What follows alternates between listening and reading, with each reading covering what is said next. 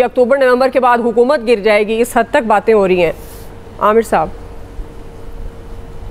हम बात वही है कि दायरे के सफ़र में हैं और नई गलती नहीं करनी, पुरानी गलतियां करनी है।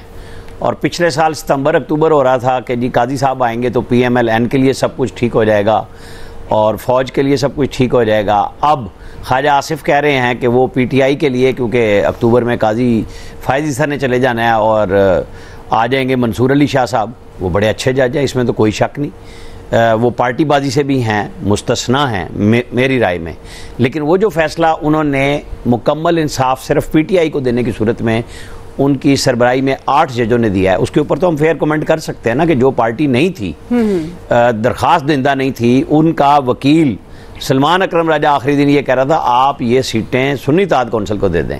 और फैसला आने के बाद अली ज़फ़र कहते हैं कि जो हमें तवक्को नहीं थी हमें वो कुछ मिल गया। तो ये चीज़ें जजमेंट और जजेस की तरफ इशारा उनकी अपने लोग कर रहे हैं जिनकी फेवर में फ़ैसला आया।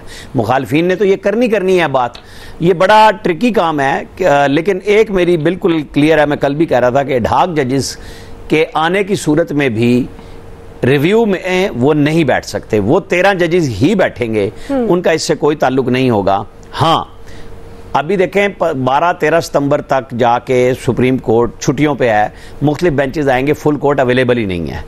और जब फुल कोर्ट अवेलेबल होगी उस वक्त तक शायद फैसला आए। कुछ लोगों का ख्याल ये है कि तफसीली फैसला भी शायद काजी साहब की रिटायरमेंट के बाद आए। आपको पता है मंसूर अली शाह ने भी असम्बली तोड़ने, वो उन्होंने उमर अता बंदयाल ने जिस दिन शहबाज शरीफ ने असम्बली तोड़ी थी उससे अगले दिन कुछ फैसले इशू करने शुरू कर दिए थे कि वेट कर रहे थे। अब ये अपने चीफ जस्टिस का इंतजार करेंगे, नहीं करेंगे। ये 8 जजेस तो यकसू हैं, लेकिन इसमें उन्होंने आर्टिकल 187 जो जिस तरीके से मुकम्मल इंसाफ एक पार्टी के हक में दिया है वो 184(3) के बगैर हो नहीं सकता। और उसके लिए इसी बेंच के 8 में से 5 मेंबर कह चुके हैं कि वो प्रैक्टिस एंड प्रोसीजर एक्ट के तहत ही लग सकता है। ये बड़ा सवाल है और वो लगता है तो फिर अपील बनती है और अपील फुल कोर्ट की होती नहीं है। नहीं बैठेंगे बेंच में, अगर ऐसी सिचुएशन आती तो क्या ये चीफ जस्टिस की सवाबदीदी होगी? अगर वो चाहेंगे तो वो बैठ भी सकते हैं। अगर मैं गलत हूं तो आप इसको नहीं, मैं इसी तरफ आ रहा हूं। अगर वो 184(3) का नफूज किया है उन्होंने कि हमने वो लगा के 187 के तहत मुकम्मल इंसाफ फराम किया है, जो नेचुरल जस्टिस के भी खिलाफ है कि जिन लोगों को आपने निकाला है उनको सुना भी नहीं, जो आया ही नहीं, सिर्फ उसी को आज खुद बना के और आपने सुन भी लिया। तो अगर ये 184(3) लगाया तो फुल कोर्ट 13 जजेस पे थी, तो ये 13 जजेस नहीं बैठ सकते उस कानून के तहत। और फिर आप ढाक भी लगा लें तो फिर 8 जज बनते हैं। ये एक ऐसे क्वेश्चंस हैं जो अभी इलेक्शन कमीशन भी उठाएगा कि आइन 3 दिन कहता है जब इलेक्शन हो जाए। आपने आइन को रिवर्स बैक डाला, 8 जजेस की मर्जी है ना, उन्होंने कर दिया। 3 दिन की बजाय 15 दिन दे दिए, ये भी उनकी मर्जी है।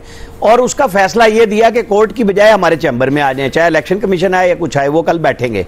ये इतना सादा काम नहीं है कि फैसला आ गया है तो वो इतनी सादगी से ही नाफिज भी हो जाएगा, मुझे बिल्कुल नहीं लग रहा। हम अनारकी में हैं, हम मजीद हेड ऑन पे जाएंगे। पार्लियामेंट वर्सेस जुडिशरी होगा और उसमें एग्जीक्यूटिव खड़ी होगी पार्लियामेंट के साथ।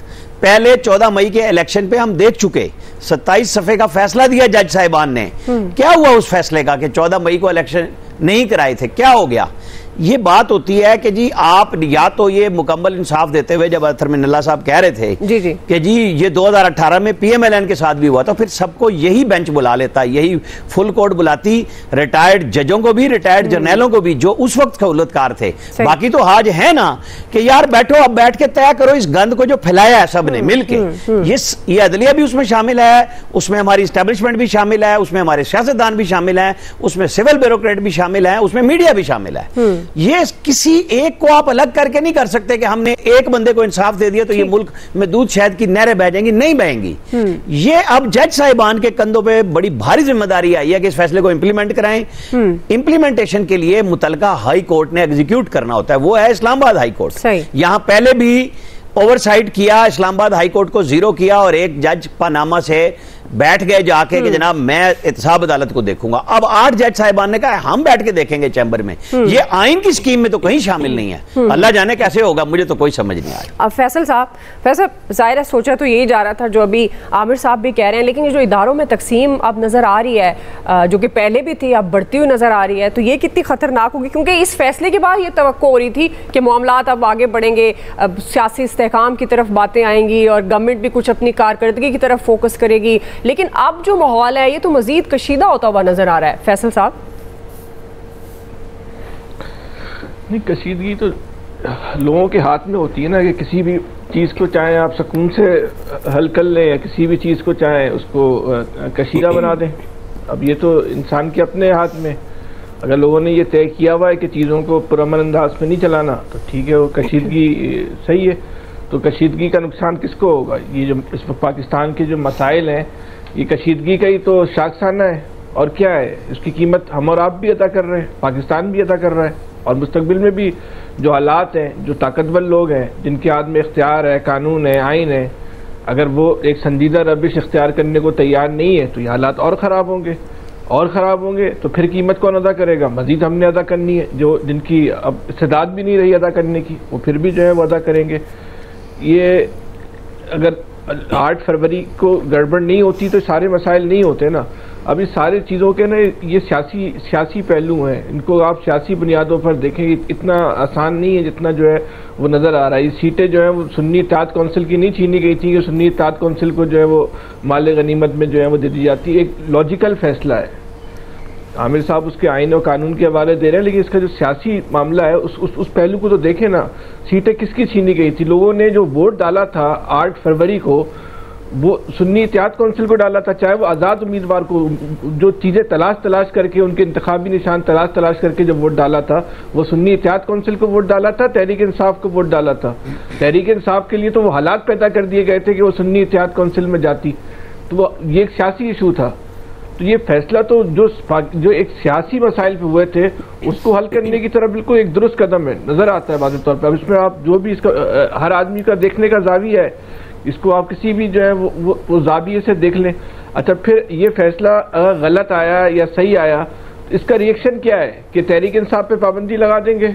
इसका रिएक्शन क्या है? हम उसको गद्दार करार दे देंगे? ये रिएक्शन है भाई। इसका रिएक्शन तो ये आप रिव्यू में जाएंगे तो बात समझ में आती है। उसके जवाब में आप ये प्रेस कॉन्फ्रेंस करते हैं कि हम तो जो पाबंदी लगाने जा रहे हैं इस फैसले की वजह से।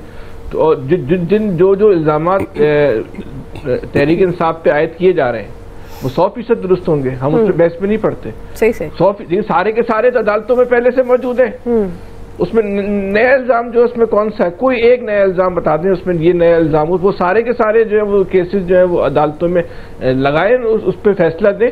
9 मई को इस मुल्क में एक जो है वो रियासती दहशतगर्द रियासत पे हमला हुआ है, इसमें कोई डिबेट ही नहीं है। तो सजा देना, सजा मैंने नहीं देनी, आपने दें सजा इसको, तहरीक इंसाफ को लटका दें आप उसको, सबको जो लोग उसमें जो है वो मुलव्विस हैं। लेकिन जो जहाँ पे जो अवाम के फैसले आ रहे हैं आप उनको तो आप कबूल करेंगे ना, या उनको भी नहीं कबूल करेंगे?